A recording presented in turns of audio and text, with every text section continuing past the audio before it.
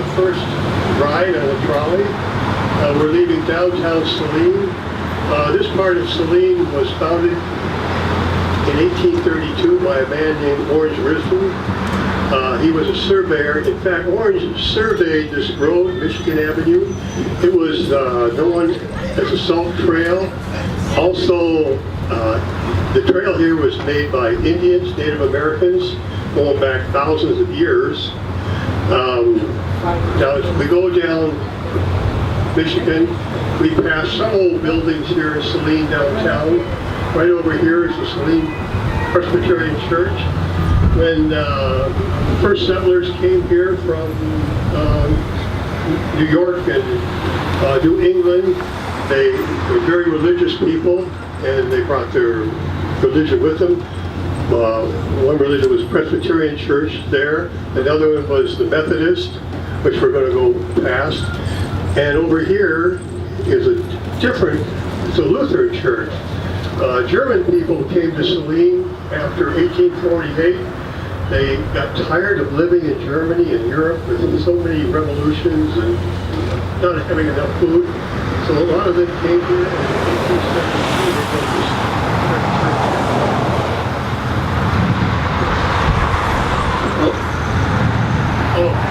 the next one. She's her first tour. So, yeah, we're going to turn right. On the my left, we're going to go past the William Davenport House. It's probably one of the most noticed homes in Saline. It's got 6 acres of land around it. Mr. Davenport was a banker, and he became quite wealthy. He built this home here in 1876. Him and his wife went to Philadelphia for the centennial celebration of the United States and bought all the furniture. All that furniture is still inside that house. Davenports don't own the house anymore. It's owned by the Curtis family. Now we're going to turn right here. We're lucky to have this house surviving. I've been inside it once. People who own it today are very private people. But about 10 years ago, they had a fundraiser, and for $50, you could take a tour, which was worth it. So we'll turn right on the next street. Now, when we get on East Henry, this is one of the early streets that Orange Risden surveyed when he did.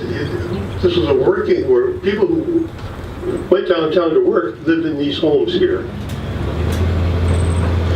On the left side, and I'll ask the driver to slow down a little bit, up here a little bit, you'll see a house just like this, but it's on that side. And this house over here was built by Orange's son. His name is Beverly, and he built it in 1874, 2 years before his father did. I think his father looked at that house and thought, I gotta have one just like it. It's a special style. It's based on Parisian buildings in Paris at that time. There it is, 1874. He was the son of William, and he was a partner in the bank. So you can see the similarities, except this house is a little bit larger. Oh, before we had that crash back in about 7 or 8 years ago, the house went up for sale for $1 million. After the crash, it fell apart. Looks like they're doing some building back there. I hope they're following historic preservation values. Now, all these homes here most are built in the 19th century. This home was a place where a doctor lived, and he would go a little bit safely. We're going to come up to the downtown again, Ann Arbor Road, and there's one of the churches, the Methodist church you'll see on the left, that has been turned into the new Saline Salt Springs Brewery. They make their own beer in the basement there, and there's a restaurant. If you want to, you can stop in there.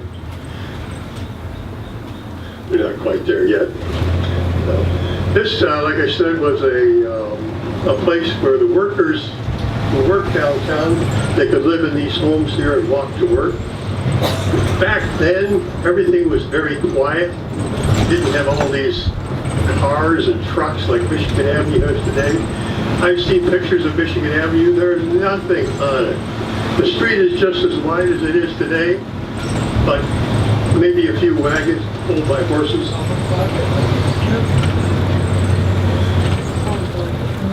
Here is the new brewery. If you want to, a lot of people like beer today. It's a big happy drink, and they're making their own beer. And it's food too. In 1881, okay, hey, this guy wants to, he's one of my, Now it's okay.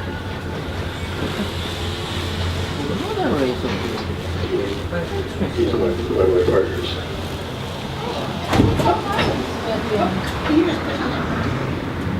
Where? Oh, okay. All right.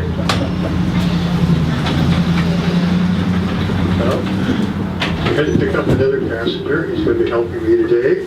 Okay, over here with the Salt Springs Brewery and up downtown, a major fire hit Saline in 1881. It caught fire in the back of one of the downtown buildings. Back then, in the 19th century, when a fire came, it was, fires. Most of the buildings were wood, and it scared people to want to fight fire. But the story is written in the newspaper back then that the women in Saline took the leadership of trying to put out the fire, and the men were kind of embarrassed, so they all got together. And they saved much of the town. The whole town, all this would have been gone if they hadn't done that. But they did lose the southeast corner of town. Fires back then were not uncommon. In 1870, most of Chicago burned down. The fear of burning up your body caused people to just run, but that didn't happen here in Saline. There's a house here, Orange Risden, the founder of Saline, that's his house right there. He built it in 1828, except it was up there in the cemetery used today, up on the hill. Today, that house probably would still be there. They wouldn't move it, but back then in the 1950s or 60s, we weren't so concerned about that thing. Now returning by Oakwood Cemetery, most of Saline's famous people, well, eventually all of us pass on, got buried up here. You'll see Orange Risden's grave, the Parsons, the Davenports, all the people are up here in this part, this hill up here. I like cemeteries. And we do a lot of research up there, trying to preserve it as much as we can, cleaning the tombstones, hopefully safely.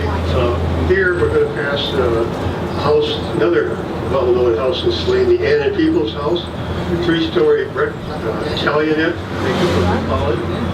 And it's been nicely restored by the owner. Some days, sometimes that house is open for free tours.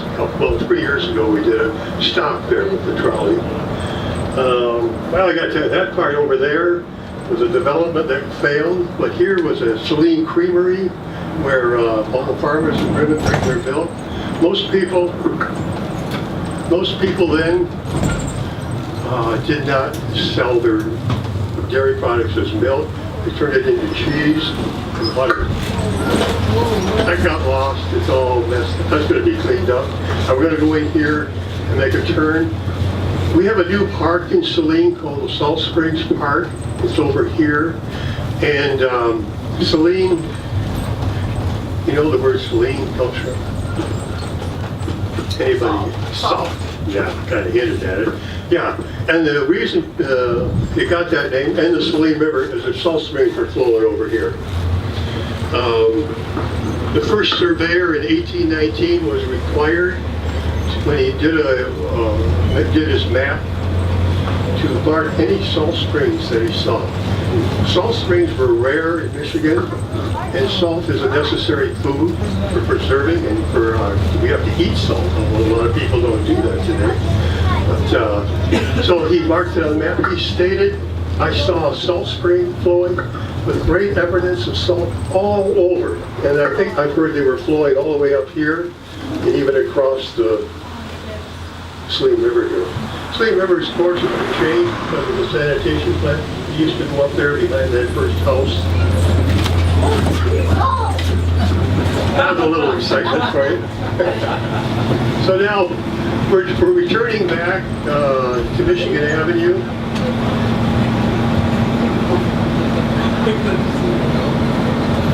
Many of these homes here were built before the Civil War, back in the 1840s.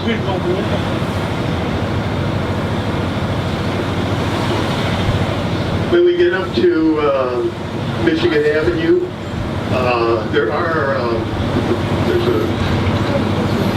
an old tavern called the Saline Exchange. It was next to St. Paul's Church. That tavern is similar to the one called the Clinton Inn at Greenfield Village. It did the same thing, served travelers who had to stop and rest overnight. A lot of them were tired. I think I've heard that a horse couldn't go much beyond 10 miles without needing a place to rest, or they had to change the horses, or people needed a place to stay. Some people made permanent homes in places like that. They worked downtown or the city. They lived in. Now here's Michigan Avenue. In up to the 19th century, it'd be so quiet and peaceful with farmers coming into town to trade for goods, with their horses and wagons pulling. Up down there is a Saline River. There is a mill there. It's now called Weller's, which is a place for weddings. But back then it was a mill, a grist mill. We had 3 mills here in the Saline area. Beyond the Salt Springs, the reason Saline is here is because it had a river, and they were going to build a dam and build a grist mill to grind grain so they could sell it. Here at St. Paul's Church, this church away from the Lutheran Church, they didn't like the strict rules. I think they had a requirement that their readings and everything be in German, and things are changing. People are starting to speak English. The Saline Exchange was in that parking lot right there. And we're coming back to Saline. Benny's Bakery. That's a famous spot in Saline, right there. That was Saline's theater. We're coming back. This is this building here was built in 1872. There was a time capsule found there in 1989, completely forgotten by the people living in Saline. And when they pulled it out, they discovered all of these artifacts people put in there in 1872, including money, letters to us today. All right, that's the end of the tour, unless you want to do it again.